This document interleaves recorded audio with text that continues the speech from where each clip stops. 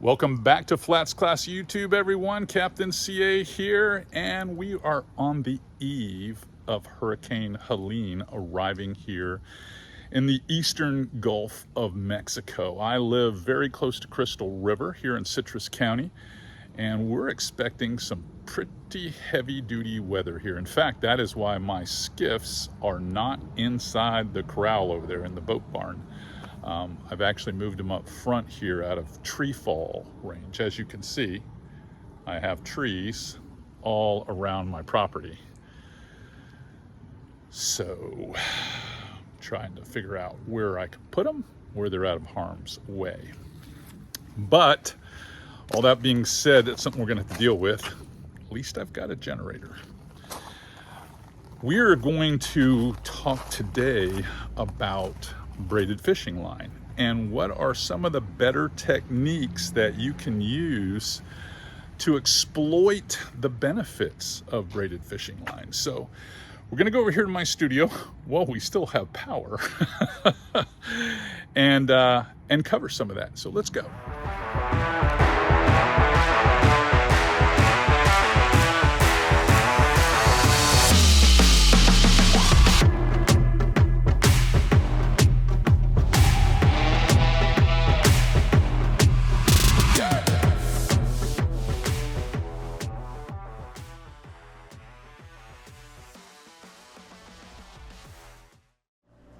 All right, as promised, we are going to talk about braided line. Inshore fishing techniques that really go kind of hand in hand with braided line. First, braid, what are some of the, I'm going to say, attributes, benefits, features of braid? I would say, for the most part, your feel and sensitivity is going to be maximized with braid over any other line choice. And many of you are thinking, well, what other line choice would I have for inshore fishing? Doesn't everyone fish with braid? Well, I'm going to tell you right now, I'm old enough where I remember where we used to fish a lot of mono, all kinds of versions of mono, copolymer, and later on, castable fluorocarbon, which, believe it or not, I still use. And that's a whole nother video, techniques. But mostly, the ability to have the sensitivity and the feel and the casting distance that you get from braid, to me, is paramount. It's necessary, especially if you are a spinning reel fan. So you gotta have it. The longevity of the product itself, very important.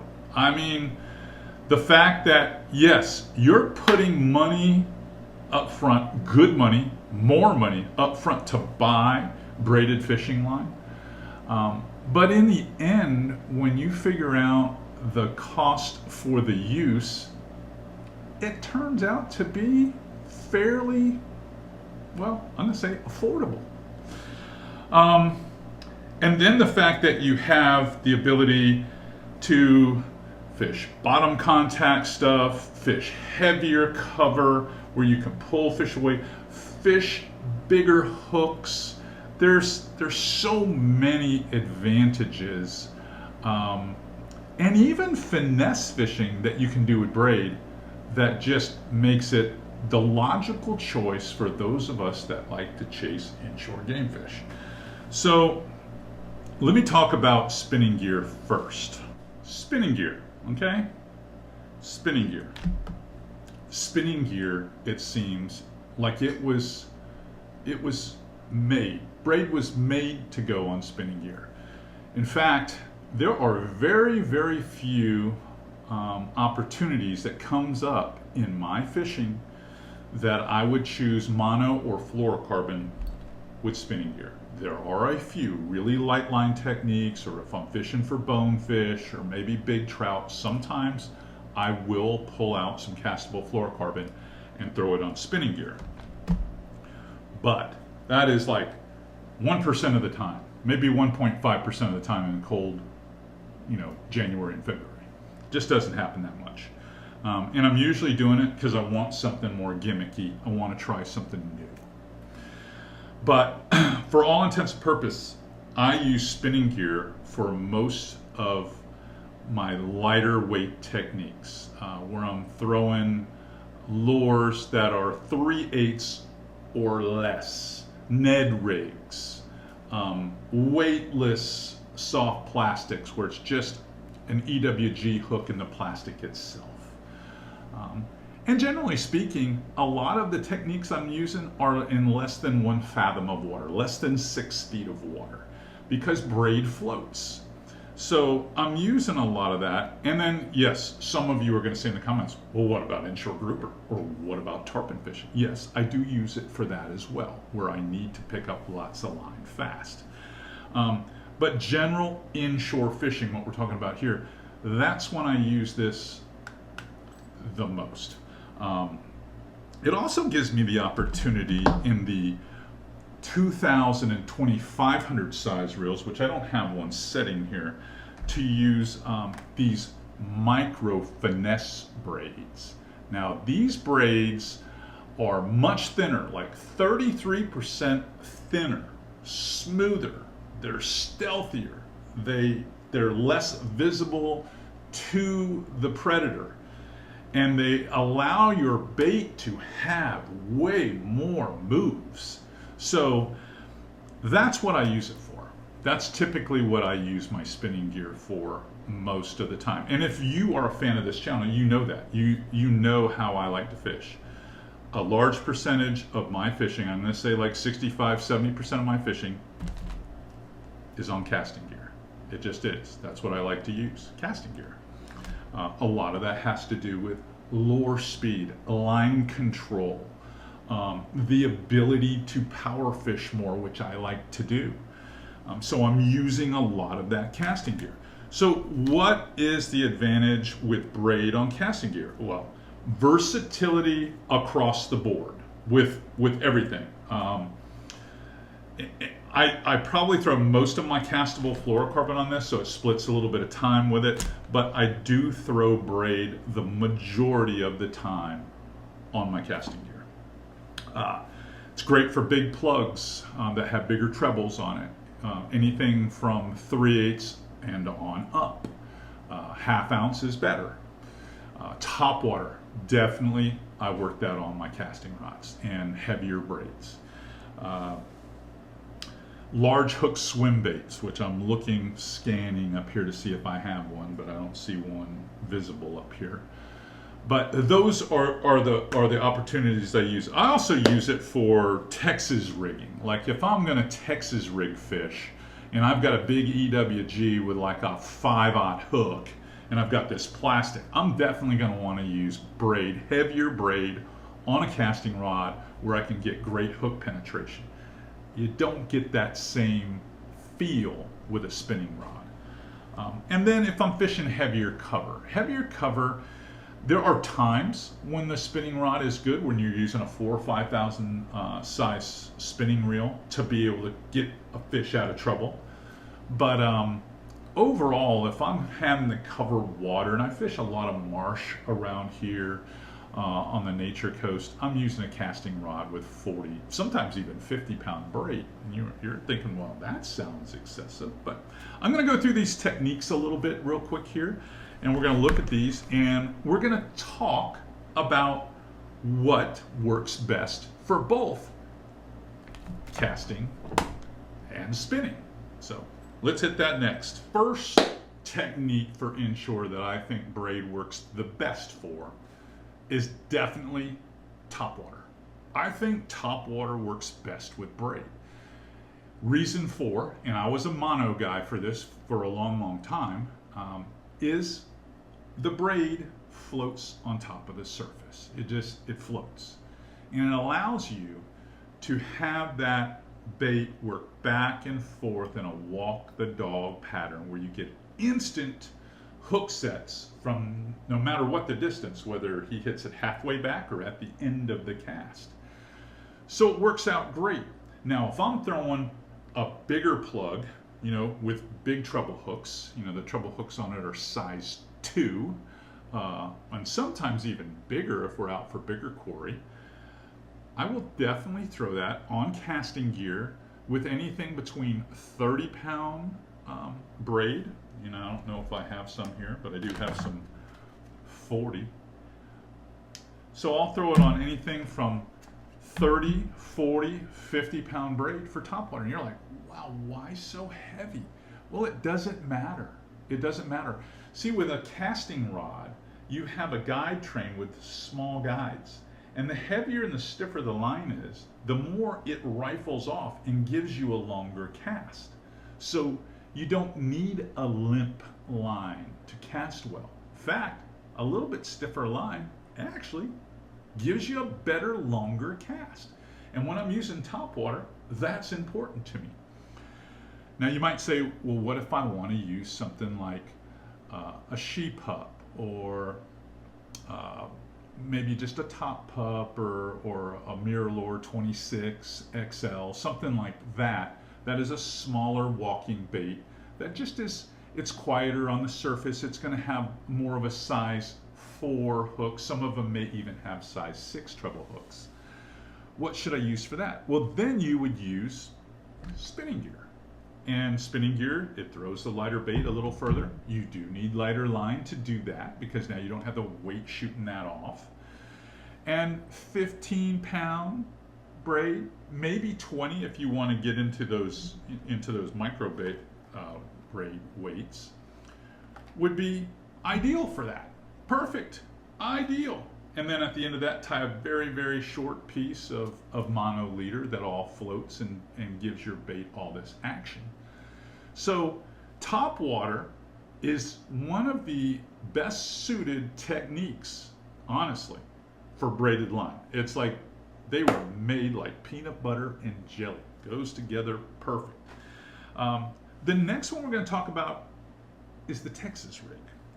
This is a technique that you might use in open water because you're using it as search bait, where it's just twitch, twitch, pause, where it's just swimming like a jerk shad out there. Maybe you're throwing a 4-inch paddle tail, 5-inch paddle tail, and you're just power fishing with it. And you're just casting and working a zone. Or you might take a Texas rig. And Texas rigging, guys, is where you take an EWG hook like this and you rig it so that this hook point is in the bait. It's on the top of the bait. It's either resting on top or you texpose it. So you've got to overcome the plastic on the bait. When I'm using that style, whether I'm fishing structure, skipping under docks, skipping under mangroves, or open water fishing, I think this way.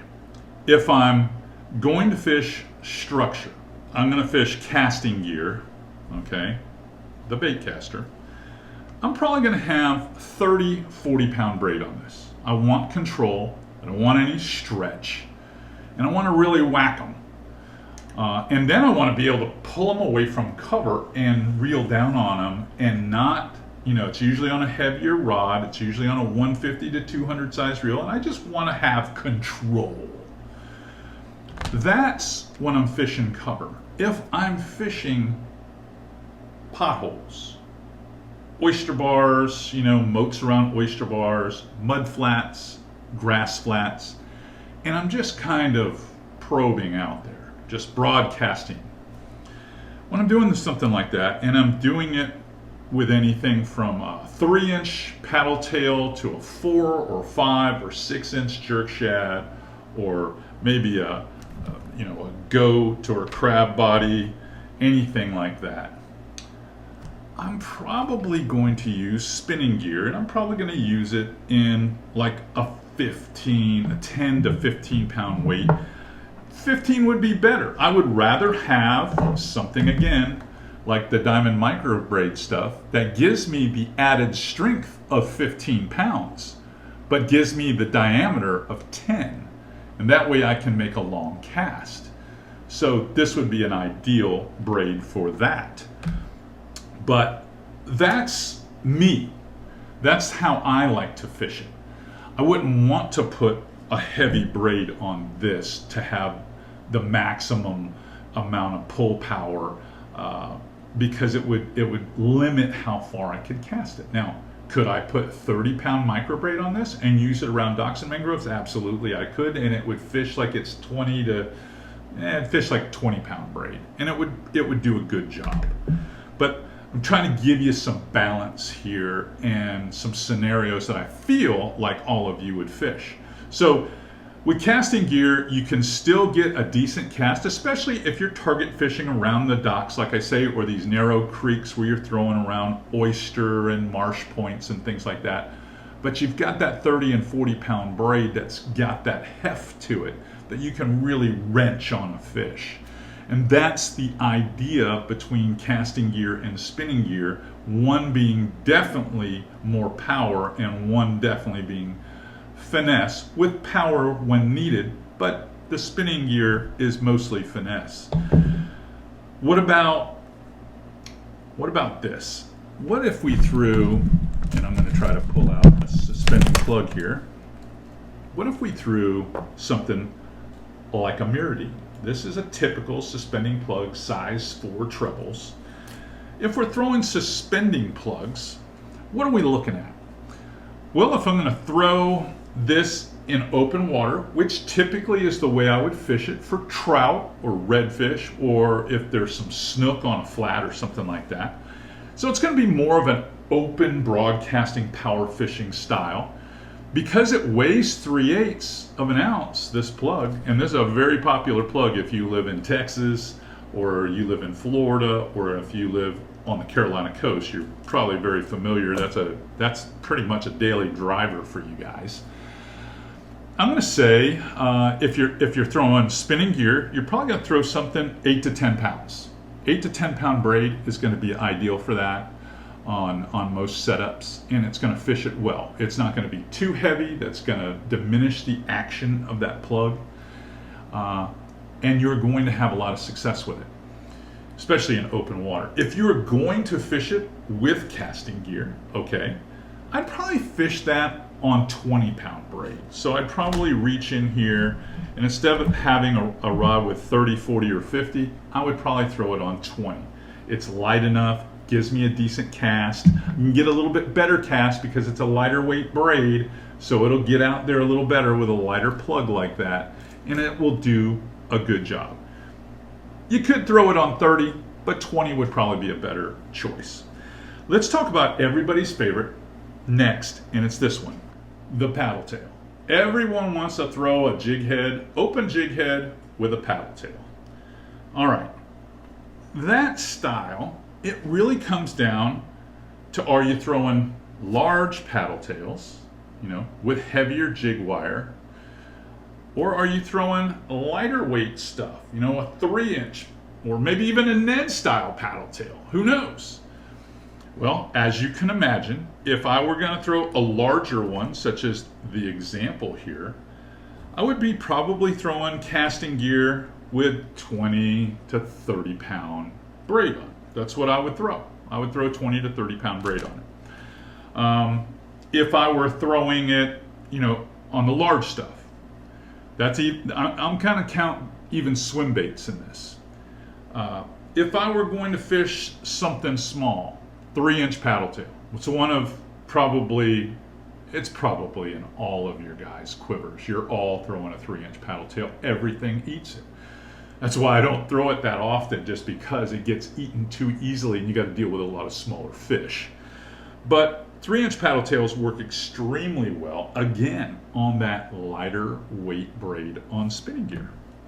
So 6-pound braid, 8-pound braid, 10-pound braid, perfect for paddle tail, lightweight paddle tail. I'm talking about jig heads that are in that 3/16, 1/8, maybe even lighter than that. They're going to be perfect for it. If you want to throw it on a quarter, sure, you can throw it on a quarter, especially if you got 10-pound braid. But once you get up to 1/4 ounces, you may as well be throwing casting gear. They're going to throw similar at that point. But that's what I throw, and it probably would be a good bet again if you want to try that micro braid. The micro braid gives you that strength without giving you that line diameter. So you get those long casts. So if the search game, broadcasting super long casts is very important to you, you got to try these micro braids. All right, what's another popular technique that all of you, I think, would, you know, we're going to get into some cold months, so let's talk about the Ned rig right here. The Ned rig, it's kind of a combination of these micro size little jigs. They can be 1/10 of an ounce all the way, I think they make them all the way to like 1/20 of an ounce. I mean, you can imagine how tiny these things are. They're extremely hard to cast on regular line, and it's because you're throwing, you know, baits like the salty Ned shrimp. This is super popular. A lot of you guys like to catch sheep's head, spooky redfish, bonefish. You guys all like this little Ned shrimp. It's tiny. I mean, it's 2.5 inches long. So you're throwing it on a little jig head or maybe even a little rigging hook, and it hardly weighs anything. I mean, total weight most of the time is barely 1/8 of an ounce. What are you going to throw that on? You're going to throw it on these micro braids, and you're going to throw it on spinning gear. Some of you are going to tell me, well, what about the LTS or what about BFS gear on the casting side? Of course, but that's another video. Spinning, think spinning rod, think size 2000 reels, size 2500 size reels. Fill them up with Diamond Apex micro braid. I'm telling you, if you're using the 6-pound, it's basically 1 pound mono diameter, maybe even smaller. Now, when you get down to that 6 and 8 pound micro braid, because they're so thin, you're going to find two things you're going to want to do. One, you may opt, instead of getting green or overcast gray, you may want high vis yellow so that you can tie the knot to the fluorocarbon leader. And then you will have to learn how to tie either the FG knot or the SC knot so it goes back and forth through the guides without wearing through that very thin braid. But when you see how far you can cast these on a 7.5 foot rod, it will blow your mind. You're going to get like 80, 90 feet. This little tiny shrimp is going to hit the water and barely make a ripple. Barely make a ripple. And you will be able to catch fish you thought you'd never be able to catch before. Of course, you're going to have to play them pretty well. But if you want to have a lot of fun, especially going into the wintertime, definitely try the micro braids and pair them up with the Ned stuff, and I think you're going to have a lot of success. Hopefully, from this whole little dissertation that I've done for you on inshore fishing techniques that work really well with inshore fishing braids, you will be able to take these to the water next time you're out and catch plenty of fish.